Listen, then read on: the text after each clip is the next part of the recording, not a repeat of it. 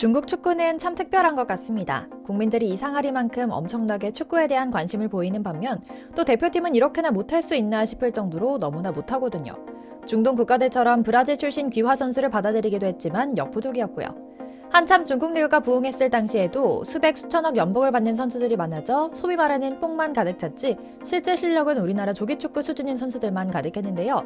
아시안컵에서 그 진가가 드러나고 있어 화제입니다. 그런데 각 당사자들마다 화내는 대상이 다른 점이 또 특이합니다. 언론들은 선수들을 탓하고 있고요. 선수들은 심판의 편파 판정을 탓하고 있습니다. 그 와중에 중국 축구협회는 선수들에게 현재 징역살이를 하고 있는 대표팀 선배이자 전 감독의 영상을 강제로 시청하게 하고 1,500자짜리 감상문을 쓰게 했다고 하죠. 오늘은 정말 알 수 없는 그리고 입체적인 중국 대표팀 선수들의 순환기에 대한 이야기 이모저모를 전해드리려고 합니다. 잠시 저희 광화문 브리핑 구독 설정도 부탁드리고요. 중국 축구협회가 아시안컵 현지에서 중국 대표팀 경기 하루 전날 밤에 자국에서 만든 다큐멘터리 시청을 강요해 물의를 빚고 있습니다.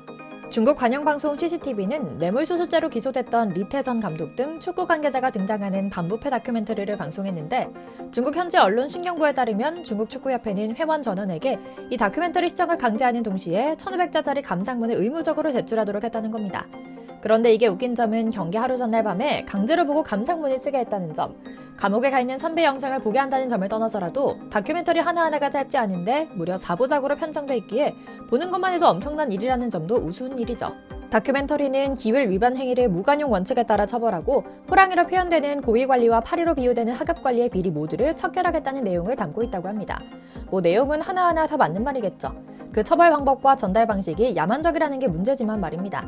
그런데 가장 큰 문제는 앞서 말씀드린 것처럼 축구 대표팀 선수들의 선배이자 전 대표팀 감독인 리태가 수감 생활하고 있는 영상을 현역 선수들, 그것도 경기 전날에 선수들이 보도록 강제했다는 겁니다. 엄청 오래된 선배도 아닙니다. 2002년 한일 월드컵 당시 중국의 주축 미드필더였고 2020년 중국 대표팀 감독을 역임했으니 말입니다. 그런데 문제가 하나 생깁니다. 감투에 눈이 살짝 돌아간 그는 중국 대표팀 감독 자리를 차지하는 과정에서 축구계 고위 인사들에게 약 6억 원에 달하는 거금을 뇌물로 건넨 것이 드러났거든요. 리태전 감독이 감독에서 물러난 지 1년도 안 된 2022년 이 모든 사실이 드러나 심각한 위법 혐의로 체포돼 당국의 조사를 받고 있다는 소식이 전해졌는데 그에 대한 조사는 축구협회 전 현직 간부들은 물론이고 중국 슈퍼리그를 주관하는 중차오렌 유한공사 회장과 우리나라의 문화체육관광부 차관에 해당하는 체육총국 부국장 등 축구계 거물들이 줄줄이 감옥으로 직행하는 신호탄이었죠. 물론 그 내용을 살펴보면 상당히 조직적으로 치밀하게 뇌물을 이용해 자기 마음대로 팀을 꾸리던 것이 분명합니다.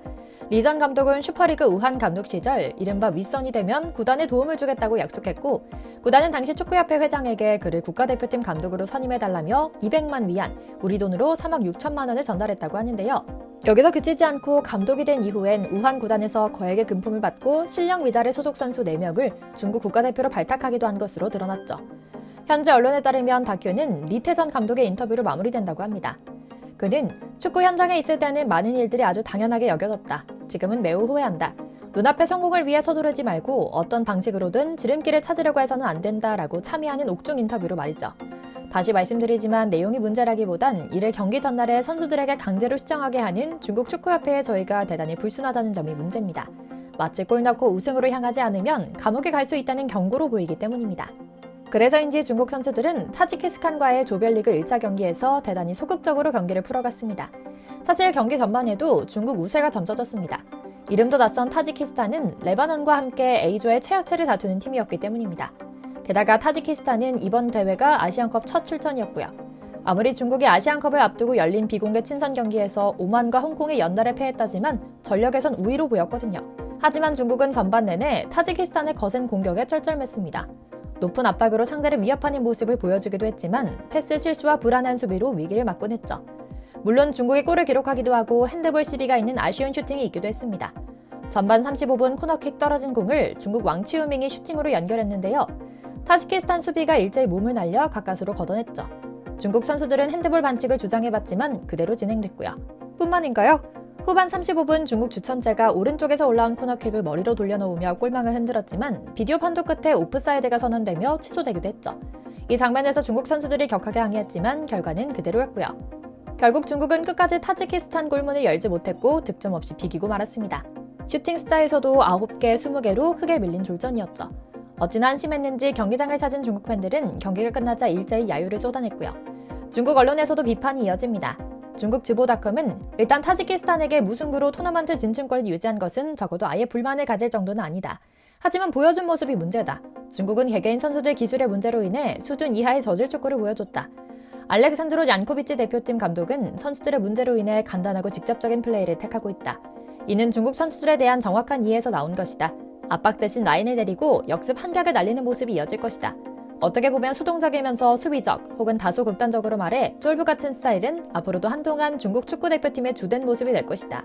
솔직히 누가 봐도 별로지만 어떻게 할 방법이 없는 것 같다라고 촌철살인했죠. 하지만 선수들은 또 다른 대상에 활을 돌리고 싶은 모양입니다. 선수들은 경기가 끝난 인터뷰에서 경기력이 우리 기대만큼 올라오지 못했던 것은 사실이다. 하지만 골이 취소된 것은 너무 당황스러웠다. 심판의 페널티킥 취소에 대해 아시아 축구의 추악함이라고 단언하고 싶다. 심판이 너무나 불공평한 오심을 저질렀다. 의식 있는 중국 해설자들도 해당 장면에 대해 오심이라고 주장했다. AFC가 의도적으로 중국에게 복수하고 있다. 중국이 아시안컵 개최를 취소해서 카타르로 옮겼기 때문이다 라고 말하고 있거든요. 하지만 우리는 모두, 심지어는 중국 선수들마저도 진짜 문제의 원인을 알고 있습니다. 바로 선수들의 경기력과 멘탈 문제입니다. 가령 한때 손흥민과 비교하며 우위를 주장했던 우레이의 직전 경기 스탯만 봐도 그렇습니다. 축구 통계 매체 풋몹에 따르면 우레이는 후반 27분 교체 아웃될 때까지 슈팅을 단 하나도 시도하지 못했습니다. 패스 성공률은 10개 중 7개, 70%에 불과했고요. 볼터치도 13회밖에 하지 못했습니다. 상대 페널티 박스 안에선 공을 단 2번만 잡았습니다. 한 번 시도한 드리블마저 실패로 돌아갔고요. 경합 성공률은 0%로 단 한 번도 몸싸움에서 성공하지 못했죠. 풋몹은 가열차게 중국 선수 중에서도 가장 낮은 평점인 5.9점을 부여합니다. 그러고도 무슨 심판 탓을 하는 걸까요? 우레이는 과거 중국 내에서 손흥민과 비교됐습니다. 그는 상하이 상강을 거쳐 시즌 중에 스페인 라리가 에스파뇰에 입단했죠. 대단한 팀이었기에 큰 기대를 받았지만 활약이 미미했고요. 주전 공격수로 뛰었지만 소속팀의 강등을 막지 못했죠. 무려 4시즌 동안 에스파뇰에서 126경기나 뛰었지만 16골 6도움만을 기록했고요. 중국 슈퍼리그로 돌아온 뒤엔 그나마 컨디션을 회복하며 다시 목소리가 커지기 시작한 모양입니다. 그래도 뭔가 배운 것은 있었는지 유럽을 떠났음에도 손흥민과 계속 동일선상에 오르자 우레이가 직접 나서 가끔 몇몇 팬들이 나와 손흥민을 비교하려고 한다. 그러지 말아달라 라고 이야기하기도 했죠. 구라파에서 겸손함을 탑재한 우레이는 난 손흥민과 비교될 수가 없다. 나와 차원이 다른 선수다. 손흥민은 16살부터 유럽에서 뛰었고 지금도 아시아를 빛내고 있다. 나도 일찍이 유럽에서 뛰었으면 손흥민을 넘었겠지만 상황이 여의치 못했다. 유럽에서 뛰는 건 힘든 일이다 라고 말하기도 했죠. 사실 어찌 보면 약간은 불쌍하기까지 합니다. 축구협회가 나서서 마치 너네 이번에 기대에 미치지 못하면 감옥에 들어갈 수 있다는 걸 기억해라 라고 말하고 있는 모양새로 경기 직전 날 밤에 무려 4편에 달하는 다큐멘터리를 강제로 시청하는데 그 내용이 감옥에 있는 선수들의 선배의 인터뷰라니 선수들 멘탈이 남아있었다면 그것도 그것대로 대단한 일이었지 싶죠.